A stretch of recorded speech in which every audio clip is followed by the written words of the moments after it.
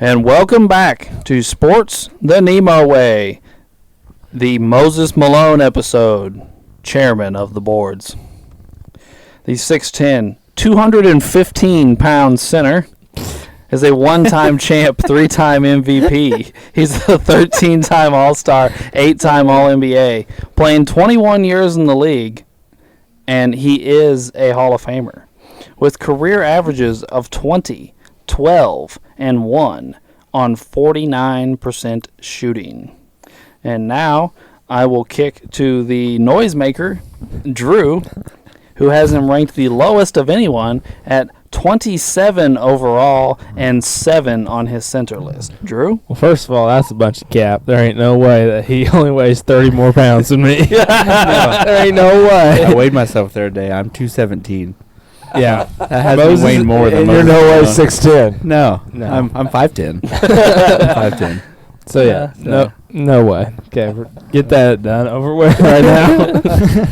Thought that needed to be addressed. Okay, well, that's the basketball skills. Well, Moses got the finals MVP like we all love. We love to see that. 3 MVPs and probably the best offensive rebounder of all time. Let's be honest. He's just insane. 7 offensive rebound seasons. I mean, you don't hear that anymore. Nowadays you don't see people crashing the offensive boards. They just shoot a shot, watch it, and like, oh well, someone will get it down there. We'll just box people out for Westbrook. That we do that. When Moses wanted to, he could take over a game. Like in '84 playoffs, he just said fo, and then he went and won. So, I'm not trying to be rude, but isn't that the 83 '83 playoffs? Yeah, I think it was 83. Yeah. I think Moses is probably played on the most teams we've seen on a player on our list so far. 9 franchises.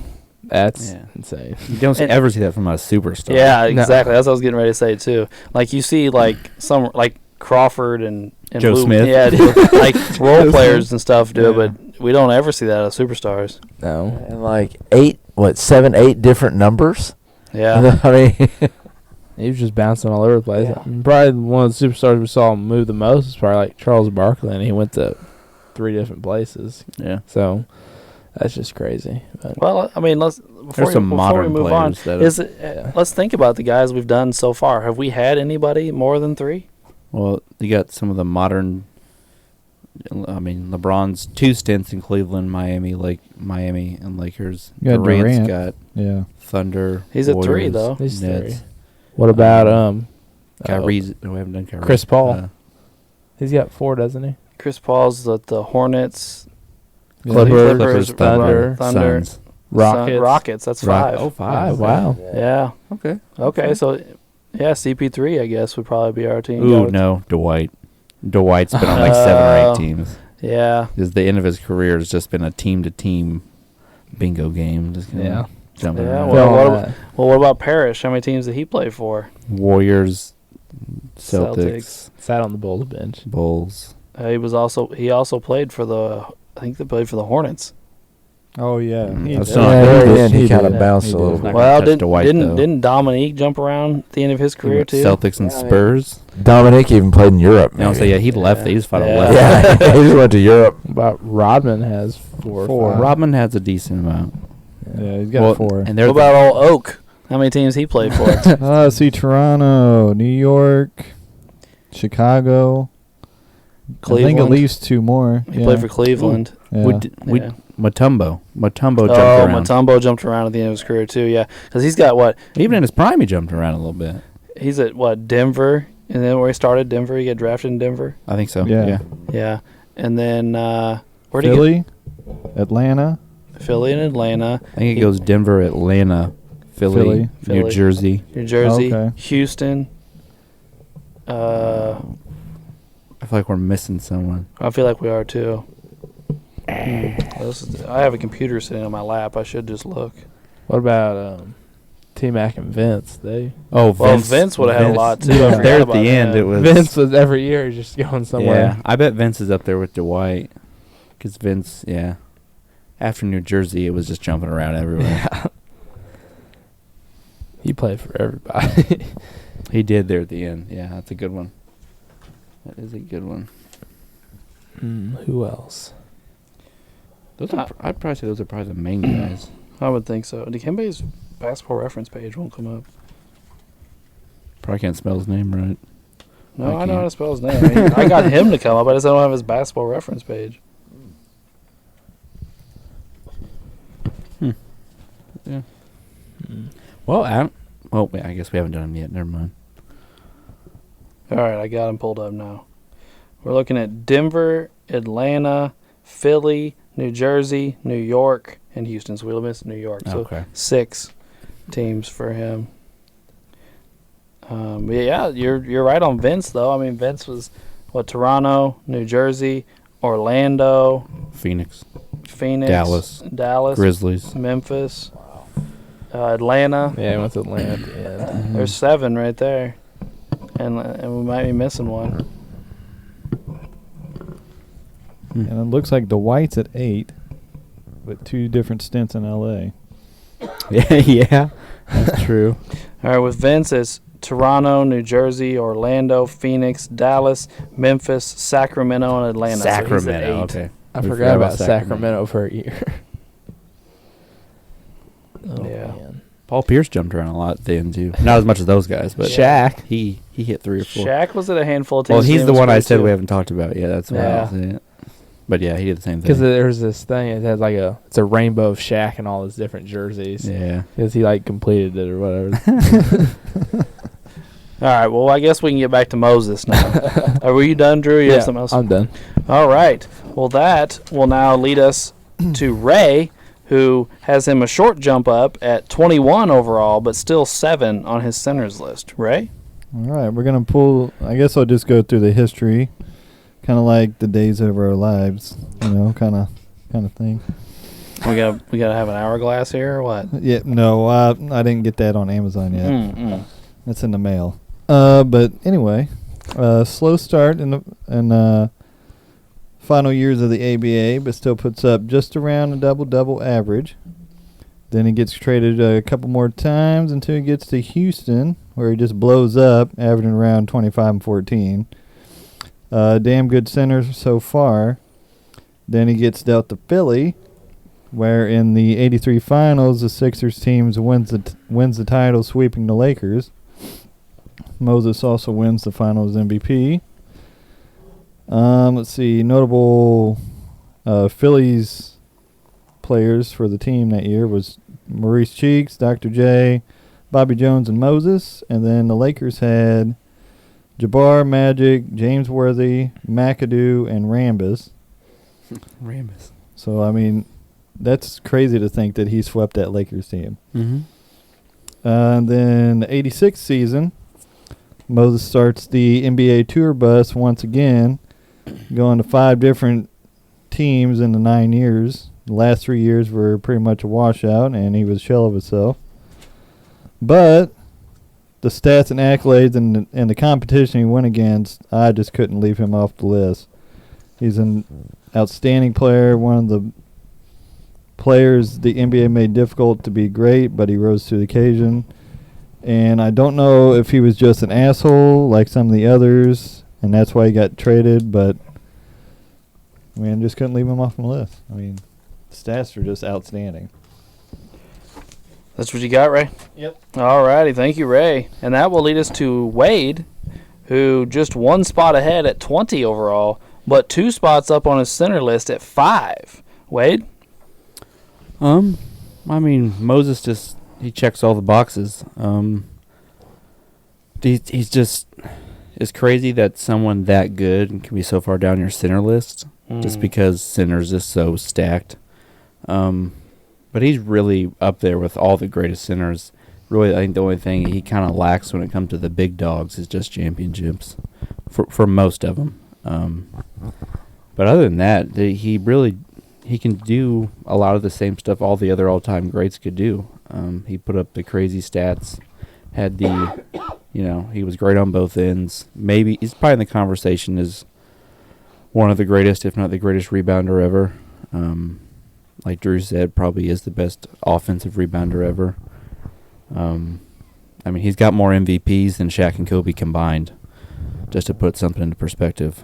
That's pretty impressive. And that Sixers team he was on had a phenomenal run that year. They won. They were dominant. Some people argue they probably should have won more because of how dominant they were. But and he was the Finals MVP. But just completely and utterly unstoppable. And there's no reason he shouldn't be in your top 20 or 30 players. All right. Well, that will now go to me, who, like Wade, has him 5th on his center list, but 2 spots up at number 18 on the overall list. Well, I just have a few things here for old Moses. My opening statement. He has 11 straight seasons of 20 and 10. We've got guys that struggle to play 11 seasons. So, 11 straight seasons of 20 and 10 is pretty impressive. He has 6 rebounding titles, 5 of which he won in a row. He's one of only 8 players in history to have 3 MVPs. And he has the 3 highest offensive rebound seasons in NBA history. So that's... I'm going to take it a step further than Drew and just say that, without a doubt, Moses Malone is the greatest offensive rebounder ever.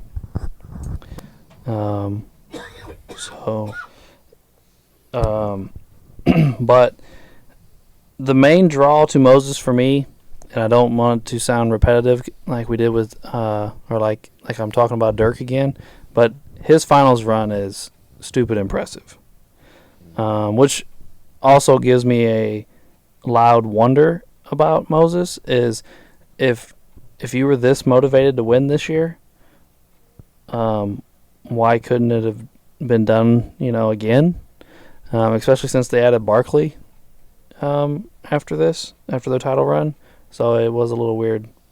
But I just want to touch on that title run real quick.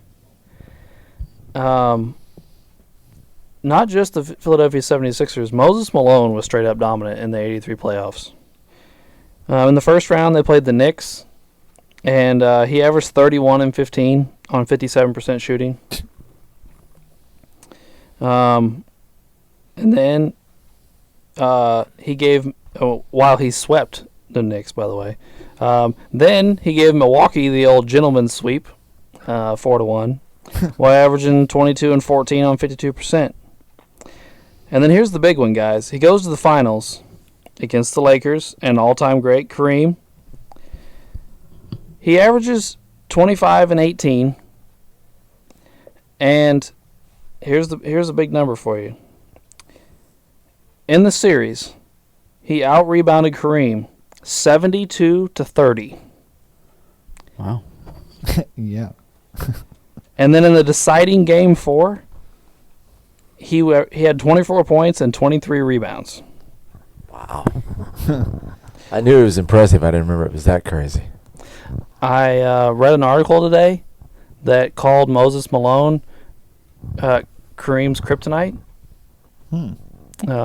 He did really struggle with Moses. So I will say this: I don't feel uncomfortable with where I ranked Moses, but some of the things I looked up today made me think.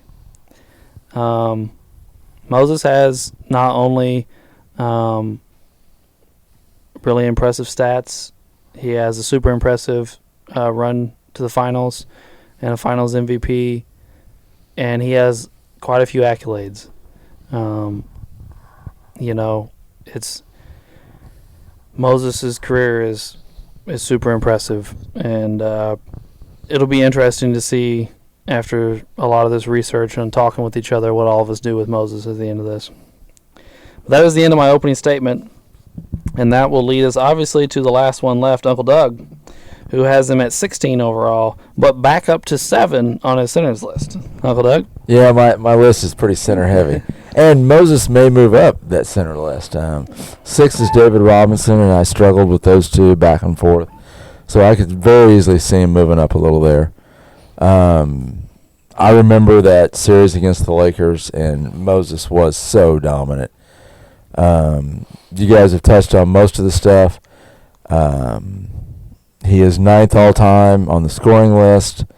He's 3rd all-time on the rebound list. He's 25th on the blocks list. And if you look at his numbers, between 79 and 83, that 5-year span, he was probably the best player in the NBA. Because in that 5-year span, he won 3 MVPs, 4 rebound titles, and an NBA title where he was the MVP. I will say this. I looked at his 3 MVP seasons, and I can't argue with any of them. No, I can't either. I looked at him as well. First for this podcast. Yeah, well, I mean, the 78-79, he averaged 25 and 17.6.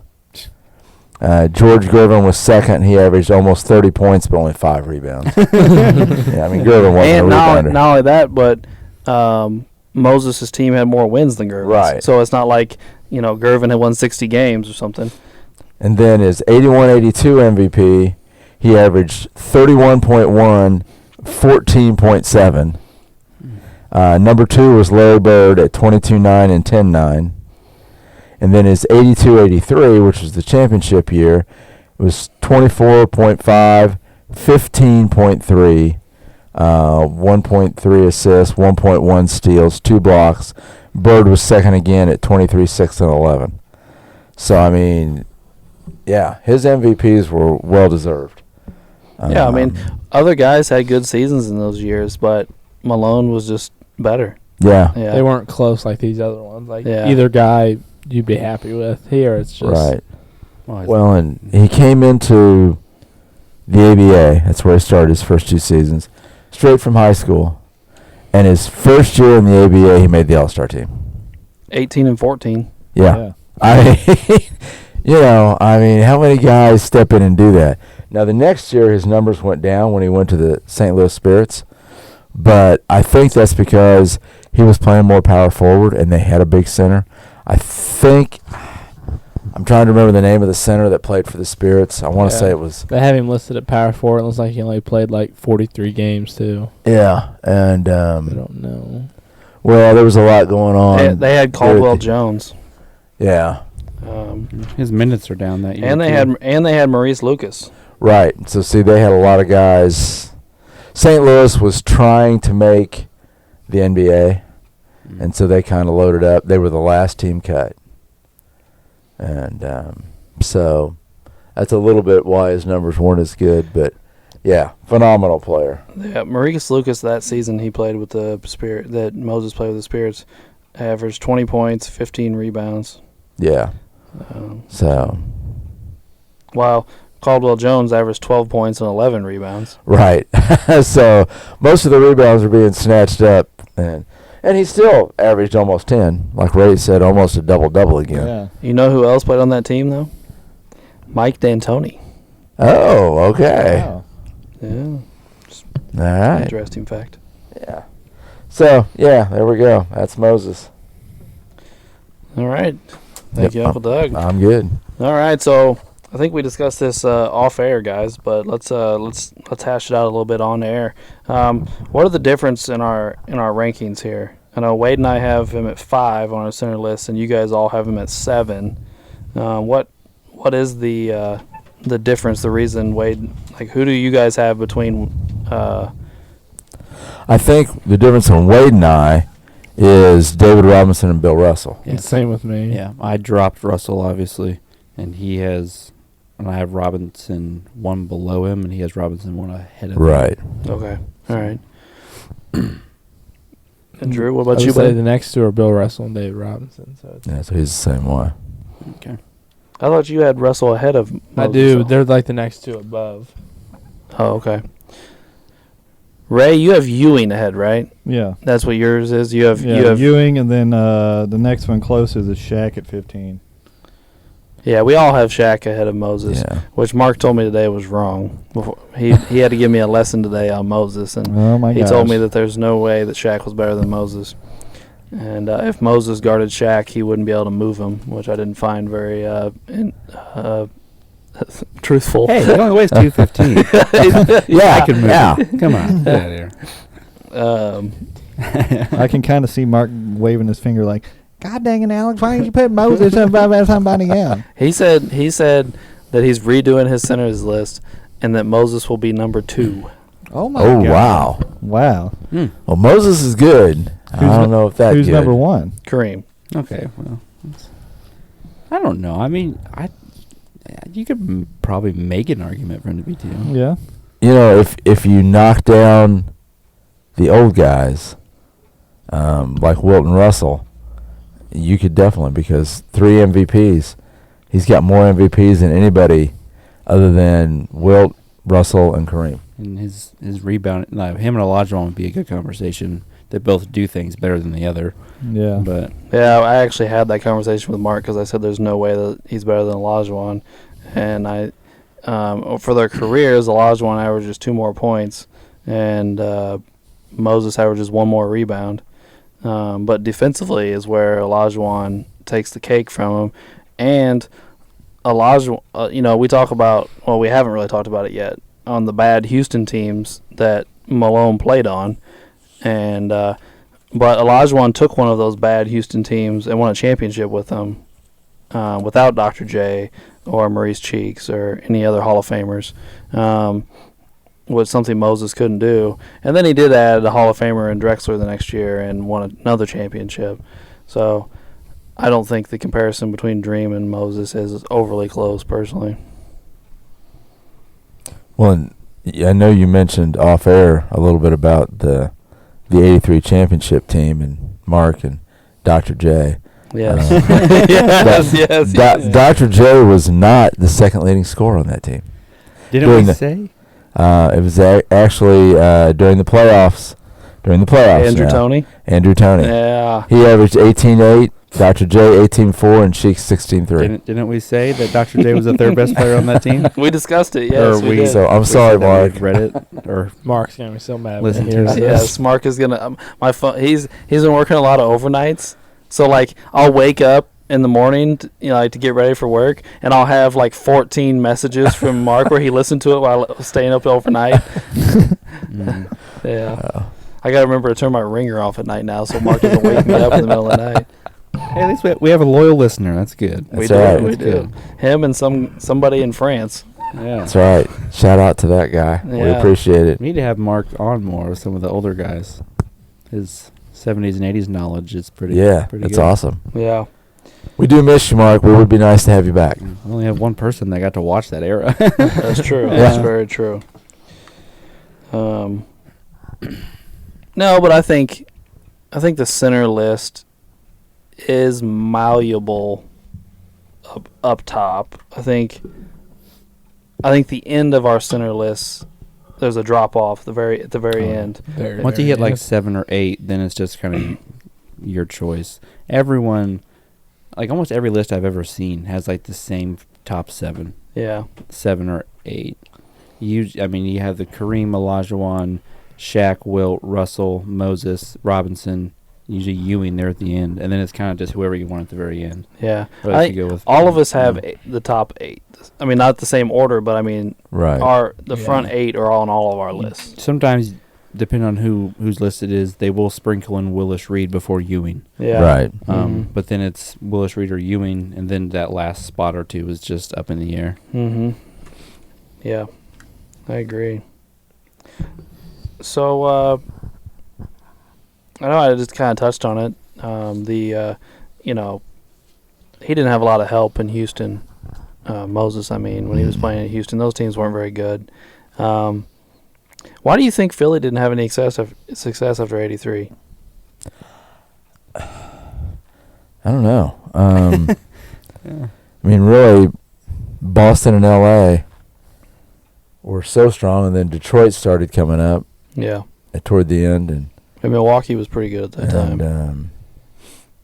I can't remember whether it was this series that Kareem. There was a series, and I don't remember whether it was this one. I can't remember for sure. Where at the end of the series, at the end of the season, he apologized to the team and said, "I've got to get stronger. I've got to work harder." And he did. And the Lakers went on and won another championship, and he played quite a bit better again. but I can't remember whether it was this series or not. But Moses just the Lakers dominated won him. in '84, right? I think they did, yeah. Yeah, I think so. Well, here's another thing about Moses. His playoff stats, not just for that year, for his playoff stats for his career are better than his career numbers. Yes, yeah. He was a playoff performer. I think he's like 20. I'm almost there. 22 and 14. Yeah, 22 and 14 are his for his playoffs. For his playoffs. Like we just talked about, he won it in '83. They got beat in the first round of the playoffs in '84, and you're thinking, okay, they must have run into Boston. No. Oh, then they probably ran into Detroit. No. Not Milwaukee either. They got beat by the Nets. Huh. Really? Yep. Who was everybody back for the next season? Let's look. Is Dr. J declining at that point? He's Oh, yeah. I feel like he's declining. he's at that starting point. to yeah. slide. Yeah. Yeah. Like, I'm not saying he was bad, but The Nets have Michael Ray Richardson and Buck Williams and Otis Birdsong. Mm. So some decent players. Right. first two were really good. In that series, Moses is 21 and 13. Andrew Toney is 20 points and 3 assists. Doc is 18 and 6 and 5. Oh, okay. Maurice Cheeks is 16 and 3. Mm. They also have Bobby Jones. Right. Like, you're looking at 4 Hall of Famers right there. Yeah. That's surprising. And then the next year they add Barkley. Right. So I don't know what exactly happened there, to be honest with you. Why they lost in the first round of the playoffs the year after being such a dominant champion. Not just a champ, a dominant champ. I mean, you're sweeping through most of the playoffs. That's a question Mark would probably know the answer to. And then in '85, they lose to Milwaukee in the second round.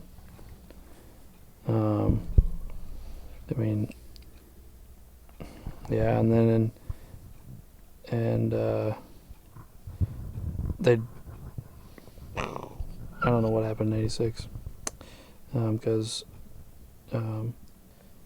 he's not in Philly anymore. So Yeah, he's really not in Philly overly long. To be completely honest, maybe Yeah, that was why they Philly won a dynasty. He was there 4 for 3 or years. 4 years. 4. yeah, and he goes on to have some really nice seasons after Philly. Yeah, he had some pretty good ones for a little while after that. Washington, Atlanta. I mean, Barkley says that the Moses Malone trade ruined his career. Yeah. Did they ever say why they got rid of Moses? Because I mean, when they got rid of him, he's 30. Yeah, he's I mean- 30 years old, coming off a season of 23 and 11. Yeah.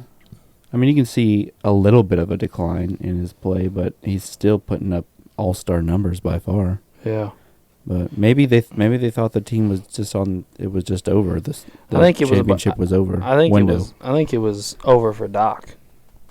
Well, that's why I said wasn't he on the decline, and then you said Bobby Jones, right? I was Yeah, messed Bobby up his first Jones, name. yeah. He was probably on the way down, Yeah, and then so I mean, you're looking at Cheeks and Barkley and 30-year-old Moses Malone.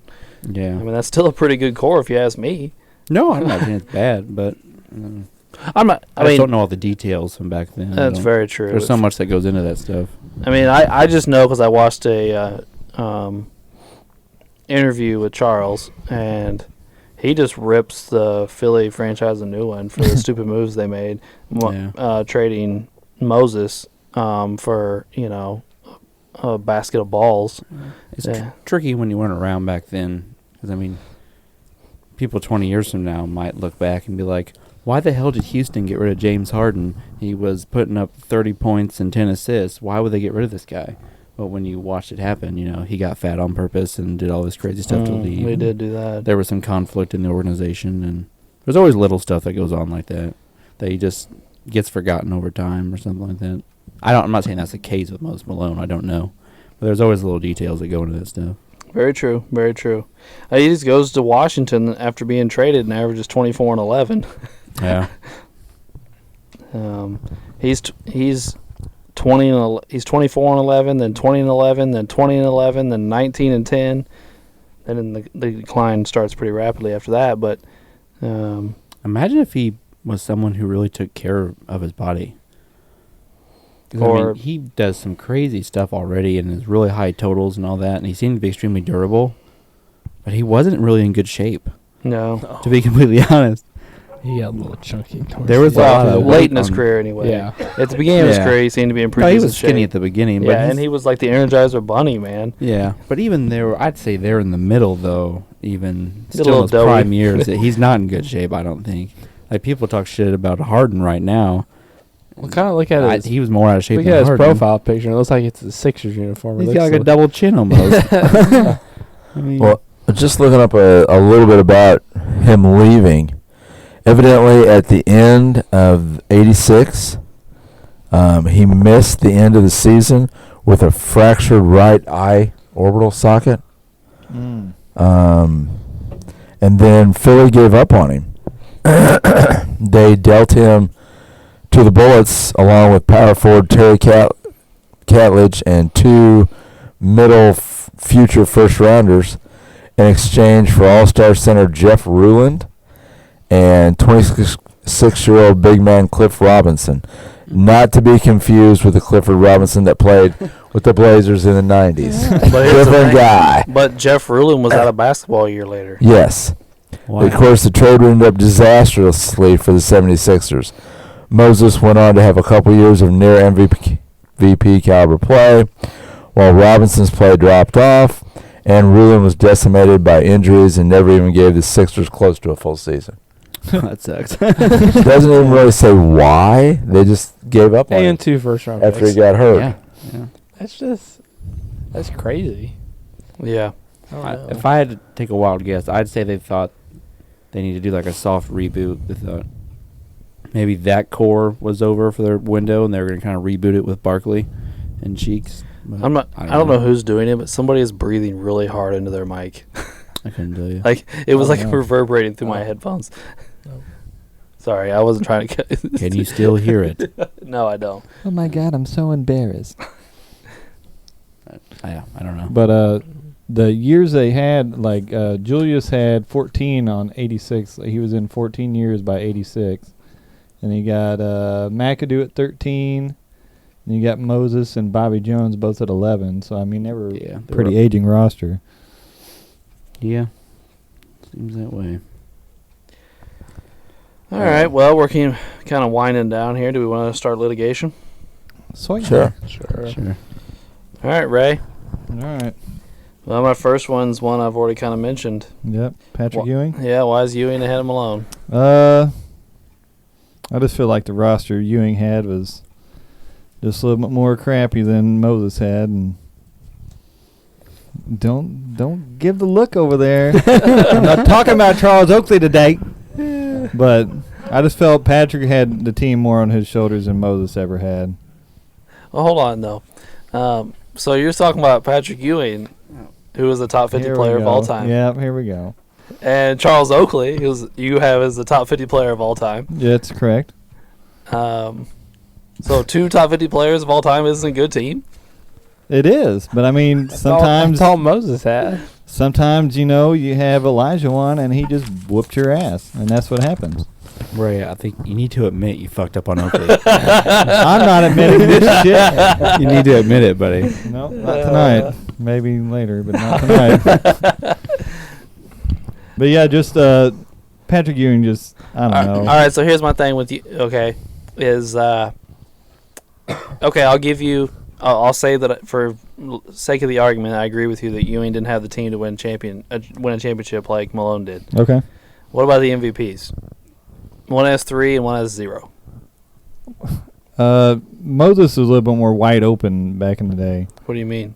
Well, like the way he had kind of like a niche spot. Like, I mean, you had top tier centers like Jabbar and Russell, but Moses got in there just that small window where he was just sniping people out, and he kind of just sucked it in, and then it just kind of went away because the competition started brick walling him.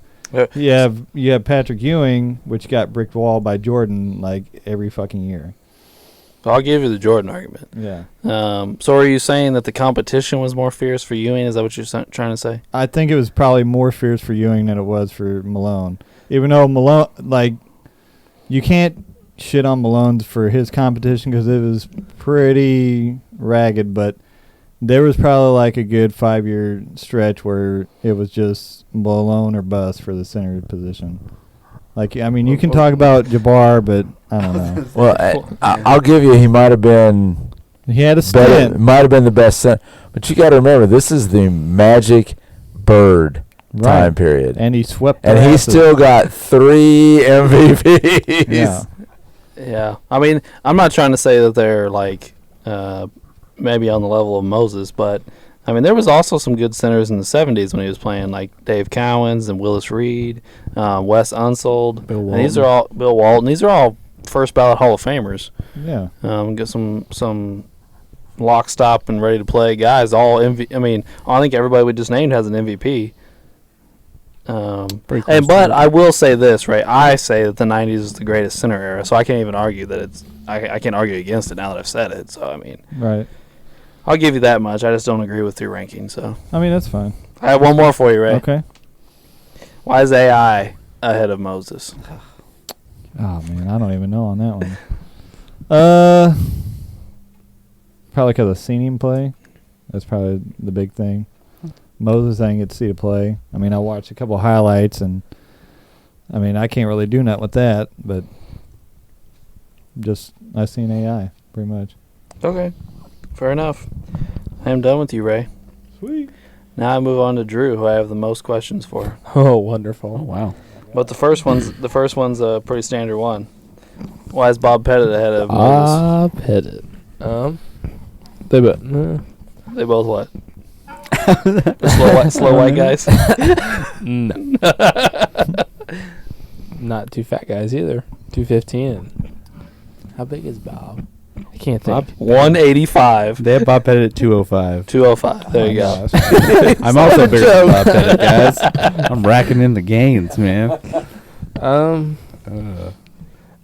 Probably, I think, with their finals, I think they're both kind of similar because they both had teams that were pretty good, a couple Hall of Famers on them, and they got their championship and they got their finals MVP on it, but then they didn't do anything else. And Bob Pettit has similar MVPs like Moses Malone. Not as many, I think he only has, he only has 2 compared to Moses. But Bob Pettit has 2 scoring titles, Rookie of the Year, similar on all NBAs, but I think just because obviously he scored a little bit more and more rebounds, but then you got to put in that Moses didn't have as many opportunities to get rebounds, but he still got a bunch. So I think that's probably why. Okay.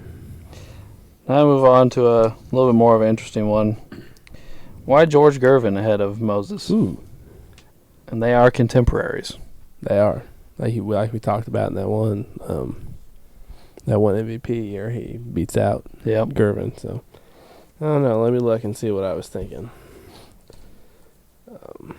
I can already see on my list now that I've looked back at it now. I see Moses at 7 on center's list. I felt like I had to put him down the list because Wade, I'm also a victim like Ray did. I have what's his face ahead of Moses. Iverson. I do.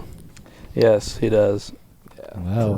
Iverson's about to fade off this list. I'm sorry about that. He's not going to go off the list, but I think AI is going to come down. Just join the dark side. Take them all the way off. You two and Uncle Doug all have AI really high. Yeah, well, his 26 points really grabs you in, and then once you get more in depth, it's like there's really not much else here. Well, I will say this: it is MVP. I didn't hate AI, and I didn't think Wade did either until we started this. But Wade and I had reservations about AI when we watched him. Wade and I used to like go back and forth with Schaller and be like, "Yeah, AI is putting up some really big numbers, but he's shooting the ball like 10 times more a game than T-Mac or Vince." Because that was always the thing. I was a T-Mac fan, he was a Vince fan, and Schaller was an AI fan. And you sit on the front porch and yell at each other about who's better. Yeah. Well, I mean, just to, not even trying to be sarcastic or stupid, like in my opinion, with Iverson, he's great at one thing, and he's one of the most inefficient players of that generation at that one thing. So that rubs me the wrong way. I don't like it. That's how I look at it. But Well, I think with the George Gervin thing, I think because it's 25 points a game, kind of like the AI thing. It just popped at me. It's just, I don't know. But then he doesn't really have much compared to Moses. I'm gonna be honest with you. He really doesn't. You mean his 2 rebounds a game, no compared to the 12? I'm not talking about that. I'm talking about how he has only all NBA teams and 4 scoring chances. That's his only accolades. Yeah. Compared to 3 MVPs, the Finals MVP, a championship, like 13 All-Stars, 8 All-NBAs, 2 All-Defense, 6 rebounding championships. Yeah, so At least you were honest. I mean, You were honest. you got me there. I think litigation got me. All right. That one. Let's see who's next. Well, here's your last one, Drew, and I think it's the most interesting one, personally. Why you got Doc ahead of Moses? Ooh. Probably because Dr. J gets more hyped up than Moses does. Oh, are you saying his popularity outshines his actual basketball skills? Are you agreeing with me? Maybe a little bit. Oh, Mark's going to be mad at you. That'd be okay, Mark. I mean, honestly, that kind of happens a little bit. I mean, okay, this has been a tricky spot now, but we're going to try and get our ways out of this. Well, if you think about it, though, when you think about the history of the NBA or you think about the greatest players ever, Dr. J would pop in your mind, I think, for most people, before Moses. Mhm. Not that he's better, but he's one of the most popular players ever. Yep. And I think Moses is underappreciated. That's I true. agree. It goes both ways. I think I underappreciated Moses because he falls in with the rest of the centers, and a bunch of them have the same stuff he does. But when you go into the other position groups, they don't have the same Yeah. accolades and That's stuff. true. That's a very So good way to put it. I think that's probably why I have. Mm-hmm. Well, my big thing with the Doc Moses thing is they joined up to win, and Moses was the better player. Yeah. That's the big thing to me is it looks like Doc needed Moses more than Moses needed Doc. They did need each other to win. Because neither of them were. I mean, Dr. J won in the ABA, but that's totally different than. They just Yeah. needed some brotherly love, didn't they? Philly. All right, I'll leave you alone, Drew. Uncle Doug, I only got one for you, and we've already touched on it as well. Okay. Why is the Admiral ahead of Moses? Right, and I did struggle with that. They're right there together. Robinson's only got 1 MVP, but he's got 2 titles. We kind of destroyed his last title. Yeah, the shreds. He is 8 times all defense versus 2 times for Moses. I'm still back and forth on those 2. That may change. And I think, again, a lot of it is I think Moses is underappreciated. Right. I really do. I mean, unless you just don't hear about him as much as you do some of these other guys. And unless you watched him play and saw how dominant he was in '83, man, that was an unbelievable run. I'm not going to lie. The first time I heard of Moses, that was you saying when Moses went fo. That's That was literally the first time I ever heard of him. I'm not going to lie. Okay, so let me ask you guys this. When you think of, like, big basketball sayings or things that players have said in our lifetime that just ring in your head, is there anything in your head that's bigger than fo? Because I think I have one that's bigger, but only one. Just think of it's over, ladies and gentlemen, after Vince Carter's first dunk in the dunk Oh, contest. yeah. That's Kenny the Jet, right? Saying Yes. that, yeah.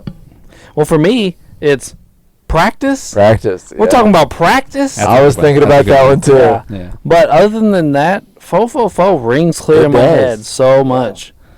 Ray, you got anything that's bigger than that? Well, I'm a Pacers fan, so the only thing that really rings big is Slick Leonard. Every time Reggie hits that 3 is boom, baby, every time. So I mean that's big for us. What about you, Drew? No, not much. No. Nothing. The decision by LeBron. That was Not stupid. 5, not 6, not I'm 7. trying to think of something that you would But have seen. 2. But 2 big. Man. All right, Uncle Doug, that's all I got for you. All right. And I have two for you, Willard. Okay. First one's along the same lines as some of the other guys I've asked about. Why Barkley ahead of Moses? Well, I know this is anticlimactic, but I said I fucked up, and I should have put swap Barkley and KG. Yep. But if I had to make an argument, because that would put him below Moses. Gotcha. If I had to make an argument for it, Barkley does do things that Moses couldn't do. He'd get up and down the floor. Moses couldn't do that, so you could have a more versatile offense with Barkley. Barkley was a superior playmaker, which also helped the entire team run a more efficient offense if you have a big man that can pass that well. And sorry, and Charles was a great rebounder too. I mean, he's not quite to that level, but he was one of the best rebounders in the NBA for a long time, and in his prime was putting up legit scoring numbers just like Moses. I'd have to give the nod defensively to Moses, but if I had to make an argument for Barkley, I would say he's more versatile than Moses Malone. He could do more on a basketball floor, but there were things that Moses was definitely more dominant at, if that makes sense. Okay. All right. The last one. Mm. Pippen. Oh, Pippen. That's a good one, actually. Well, the obvious one, 6 championships to 1. Mm.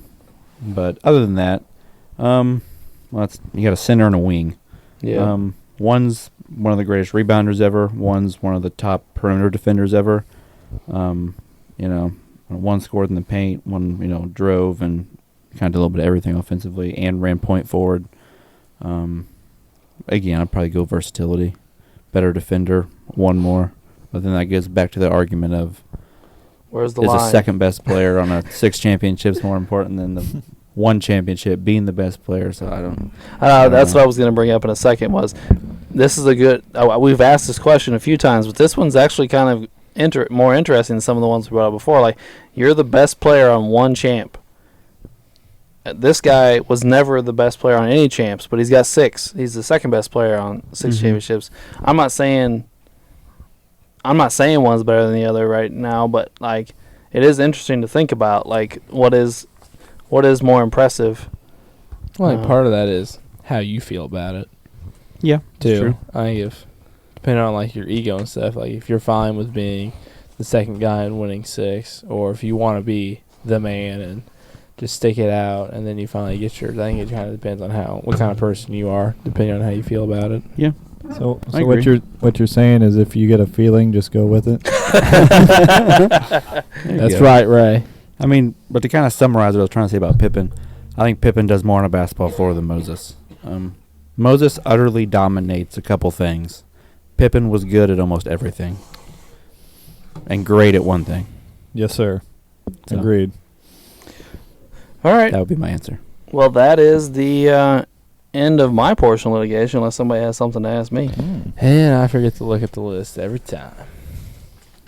Yep, even though there's like 20 lists sitting around the room. Well, did you mean to put Barkley ahead of him, unlike me?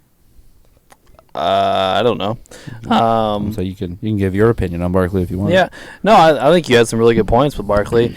I don't know that it'll stay that way. I think part of it is Barkley is my 5th power forward, and he's my 5th center, so I think they're right there together. Mm-hmm.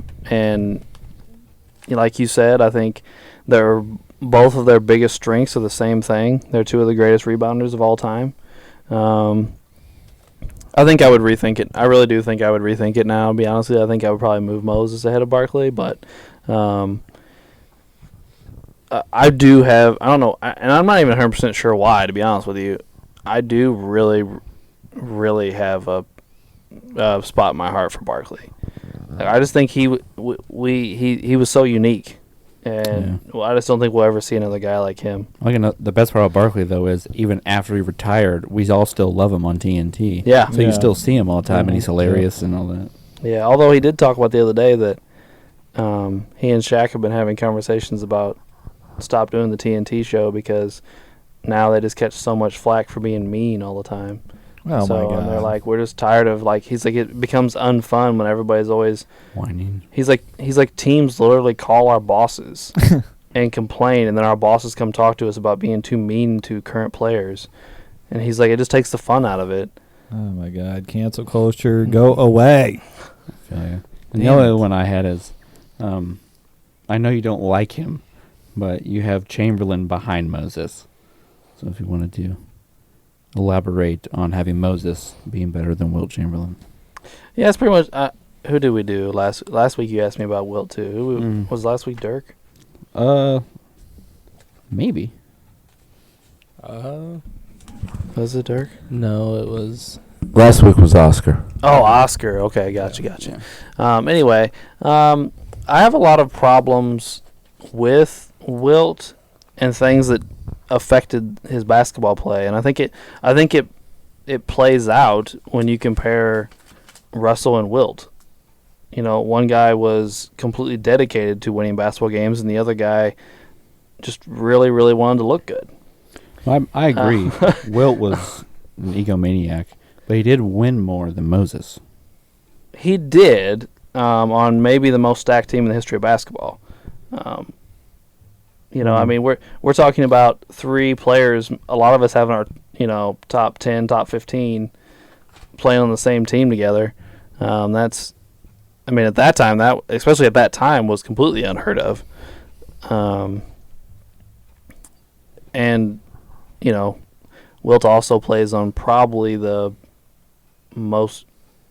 biggest flop in NBA history. I mean, the '69 Lakers are just like, it's like, holy shit, how did you all fuck this up?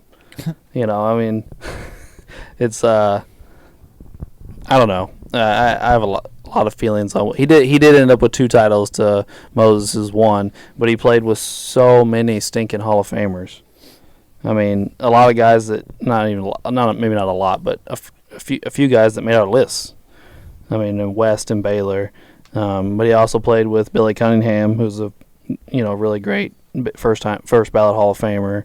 Hal Greer, Nate Thurmond. I'm sure I'm forgetting a couple, but some really great players in Philly, and I guess Philly and Philly, even though it was 2 different franchises. So yeah,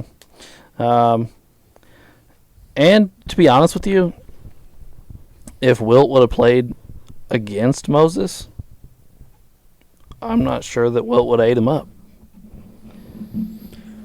Oh, he might not have put up Wilt numbers like he did in the '60s, but it would have been a good matchup, I think. Yeah.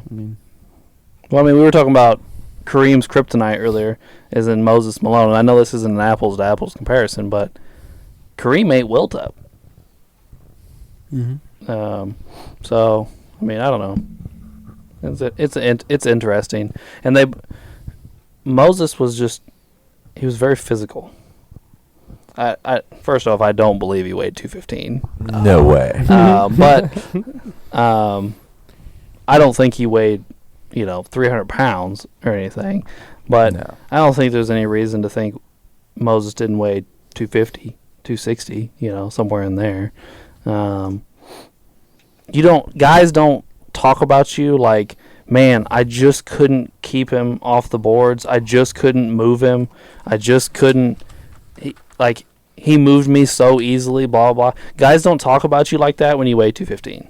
I don't give a shit how hard you try. If you weigh 30, 40, 50 pounds less than somebody, they don't just, you can't just move them with ease. You know what I mean? Right. It doesn't work like that. I just Googled it. This place says he weighed 260. Yeah, I literally just Googled it. Yeah, I wanted to see what other things said. Yeah, he says he weighs 260. Gotcha. Well, like I've said in the past, we do everything off Basketball Reference. So, and Basketball Reference has him at 6'10", 215. So, maybe he weighed 215 his rookie season. He was really skinny, but that's still not very much for someone who's almost 7 foot tall. Yeah. Hey, they have Mikhail listed at 215. That's only 30 pounds less than Durant. Jesus. They have him and Magic Johnson weighing the same. I don't know. I don't know about that one. Does anybody have any more guys for me, by the way? I was just That's all I gonna had. say Moses versus Carl. Karl Malone. Yeah. I assume I have Carl ahead of him. Yeah. Yeah. Yep. You got Carl at 12. I think Yeah. 3 or 4 of us have Carl ahead of him. Yeah, I have Carl ahead of I him. I do. Carl ahead. Carl's actually a tough one for me because I'm not a huge Karl Malone fan. His numbers are astronomical. I mean, he's one of those guys where you look at his numbers and go, I don't understand. Like, how did he do that? Which I think goes a long way towards his reputation because this is another guy we're talking about that never won. We seem to hold it a lot more against Barkley than we do against Carl, myself included in that. I mean, I'm not 100% sure why, but we do. And I don't know. I think part of it may have just been where they are on their respective lists. I think I have Malone at 3 on my power forward list, and Malone at 5 on the centers list, and recency bias. Okay. I did watch Karl Malone play. I watched him play in 2 finals. Didn't really get to watch Moses play, or at least when he was decent. All right. Nope. Just thought I'd pull up the Malone conversation. Because I mean, Uncle Doug talked about Moses' numbers earlier, and he's like 5th on this list and 9th on this list and blah blah. Well, the mailman's higher. The mailman's what, 3rd on the scoring list, 4th? He was 2nd until LeBron's going to pass everybody here soon. Yeah. Yeah, but I think LeBron got him. Did he? I thought he did. So Maybe now he did. he's Maybe third. maybe he got I'm not close. sure. He's the all-time leader in assists at the power forward position. I think he's almost the all-time leader in steals. If he's not, he's close. He's got more All-Stars, more All-NBAs, more All-Defensive teams than Moses. Yeah. So that's pretty much it. Anybody else got anything? No. All right. Well, should we give our closing statements on the chairman of the boards? Yeah. By the way, which is a kind of a cool nickname, but it's too damn long. Yeah. Nicknames are supposed to be something I can say quick, but chairman of the boards is pretty cool. All right. So I guess we'll go reverse order, Uncle Doug. I'll close with what I said earlier. From 79 to 83, that 5-year span, he was probably the best player in the NBA.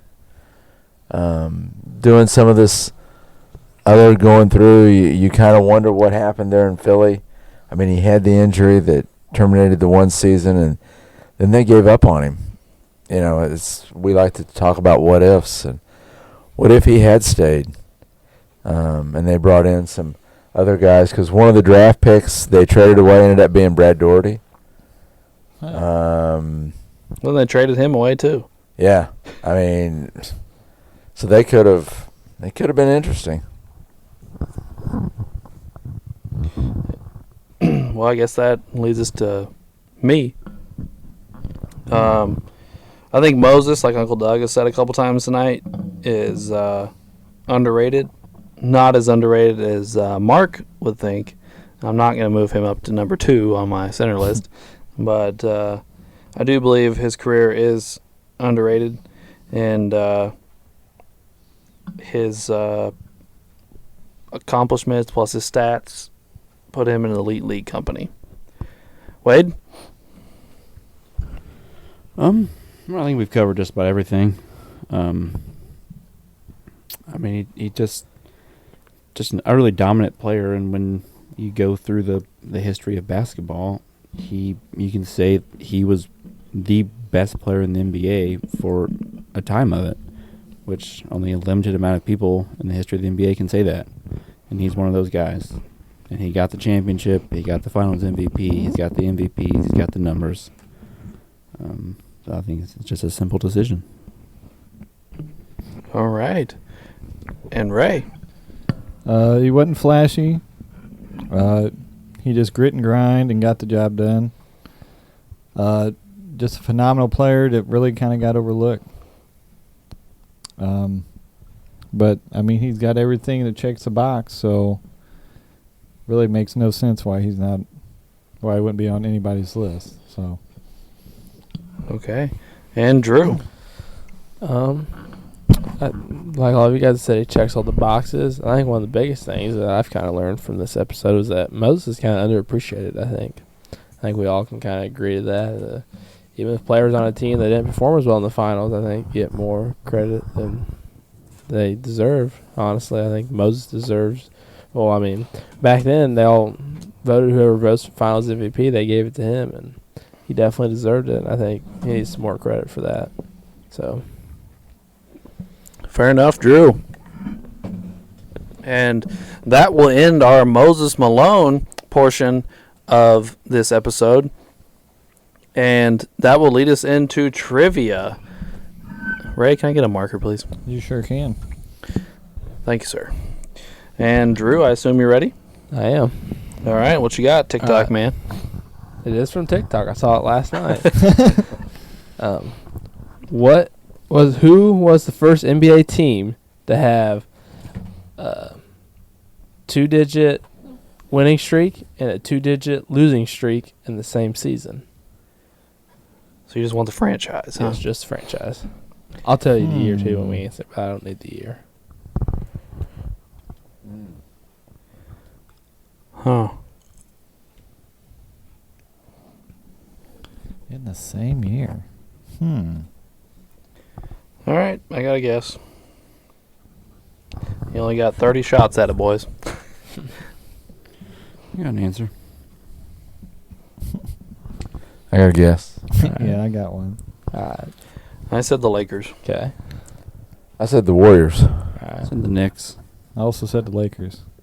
It's the 1996-97 Phoenix Suns. Oh, okay. Wow. They started off the year bad because they traded Barkley away. And then all that, and then they traded for Jason Kidd, and they went on an 11-game winning streak.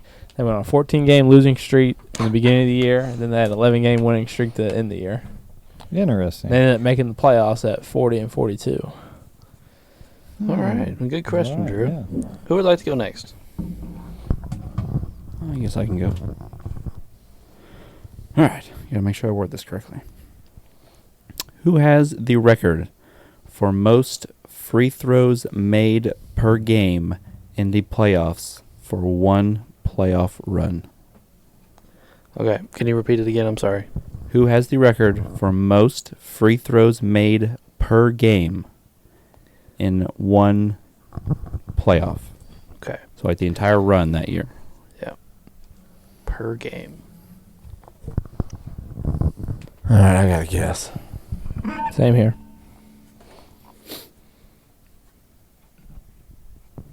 I got one. All right. You ready? I put Moses Malone. Okay. I said Harden. I said AI. I put Reggie. All right. It is Jerry West at 10.5. Made? So how many did he go? Apparently a lot. He made it was like 10.6 or something like that, I think. By the way, Moses has a couple seasons where he got to the line like 12 times a game. Yes. Chamberlain has the record for a career, far as going to the line overall for his entire career. How many he made or attempted? I don't remember which one. And then Harden has the regular season record. Okay. It's like 15. I figured Harden was up there someplace. Yeah. All right. Who would like to go next? Oh, I got one. All right. We'll go back to my draft stuff. Shit. I didn't look at it. Damn it. I had to take a couple weeks off. Okay, ABA 74 draft. That's when Moses was drafted. In the third round. Okay. He was drafted by who? Oh, shit. And Ray's on the wrong Put the damn goddamn page. screen back up. Ray took it off. Yeah. I had a couple different things, and one of them I was going to say round, and you already said Oh, that. I'm sorry, Uncle Doug. No, that's okay. The other one was what I ended up asking, and I was hoping Ray would take that off before. Oh, man. Should have shut my mouth had I gotten a question right. He was, by the way, the 28th pick, because they only had 10 teams when they started in 74. So he was third round, but he was the 28th pick. In the end of the third round. Right, very end of the third round. I have no idea. Oh my God, I might get one this week. Oh my You gosh. probably stared at that damn screen for 3 hours before we got here. God damn it. All right, I'm just I guessing. don't know. All right, I put a team down. I'm ready, yeah. I put the Nets. But the Spirits. I'm going to put the Syracuse. I said the Stars. Ray is correct. The Utah Stars. Damn it. Right. Go Ray. I was still ready like 3 weeks ago. Man, I was ready for that Oh, I draft did. question. I had the studied draft that like son the of a first bitch. 20 picks memorized. It was I Vince Carter's like, draft, too. I was on it. Ray, do you remember what episode we were on last time you got a point? Fuck no, I don't remember that shit. What would you like to ask us a question, Ray? Yeah, let me ask one, which you're not going to get, but I'll ask it anyway. All right. Nice. Joe Smith. Who was the first NBA? Oh wait, who was the first NBA? Okay, who was the first NBA first round pick in 1967? Who signed with an ABA team? Oh. Okay.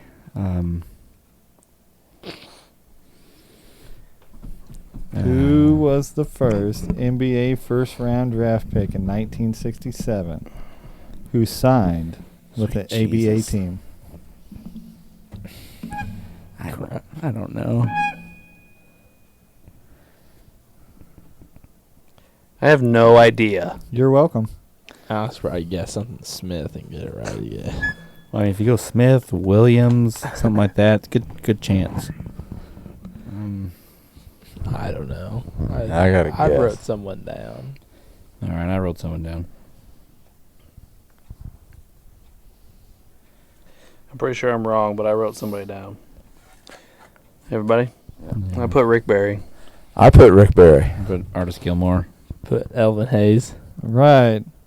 From the Indiana Pacers, Mel Daniels. Oh, interesting. Well, at least I know that who that is. Yeah, at least I know Yeah, there's some. Like my boy Tyrone in middle school. Carmel. It's funny because I saw that like a week or two later. It's some stupid thing on one of the basketball websites I go to for trivia questions. Tyrone. Yeah, it was like it said like you won't believe what Carmelo Anthony went by in middle school, and I was like, son of a bitch, I know. It's Tyrone. All right, here's my question, guys. So just a couple nights ago, I actually sent you this graphic. Oh my God. Luka Doncic is now second all-time in games with 30 points, 10 rebounds, and 15 assists. Okay? He's now only behind the Big O. Who are the two guys that are now in third that he passed? Do I have to get both of them? Yep.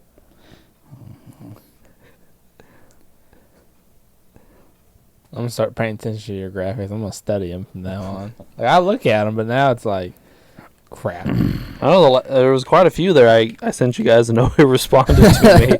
And I was like, well, people are tired of talking to me about basketball. Can you repeat the question?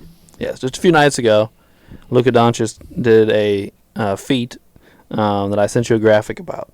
He's now second all time in 30, 10, and 15 games behind the Big O. There are two guys tied now for third place. Who are they? I know one. Does the 10 and 15 have to be 10 boards, 15 assists? Yep. By the way, I did just Jokic is now 7 triple-doubles away from being the all-time triple-double center. He's going to pass Wilt 7. I gotta guess. I mean, I have two down.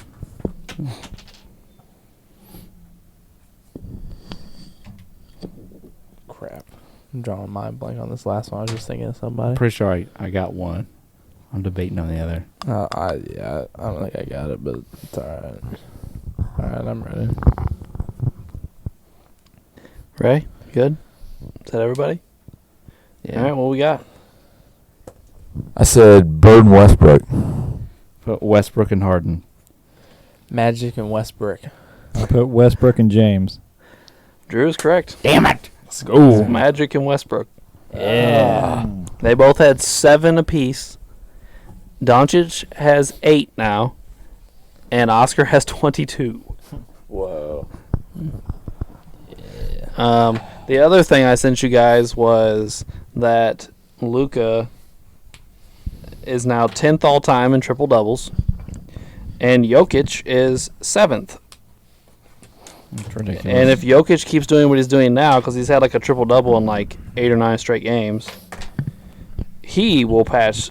He'll pass Chamberlain in 7 triple doubles. I just said that, but he's not. I guess he's 30 behind LeBron. But LeBron only plays like 4 or 5 games before he sits out for a week, so I don't know. But yeah, once you reach LeBron, then Kid's right ahead of him, so there's not much to do to catch Kid. And there's a little bit of a gap to get Magic, and then there's a pretty large gap to get to Oscar and Westbrook. But if Luka and Joker keep doing what they're doing, they're going to destroy all those guys. Just destroy them. Yeah, it's crazy. Anyway, the totals are as follows. Ray with 21. Woo! Yes. And the then doghouse. it is Uncle Doug with 44. Drew moving ahead of Uncle Doug with 45. Go, bud. Yeah. Alex with 51. And Wade with 58. Wade's lead was not cut into this week, but we can only hope for next week. Better hurry, I'm retiring soon to go to work. So we appreciate you tuning in for our Moses Malone episode, Chairman of the Boards. And we would appreciate you tuning in next week for our episode on Bill Russell, the greatest winner in modern sports history. And we appreciate you listening to Sports the NEMO Way.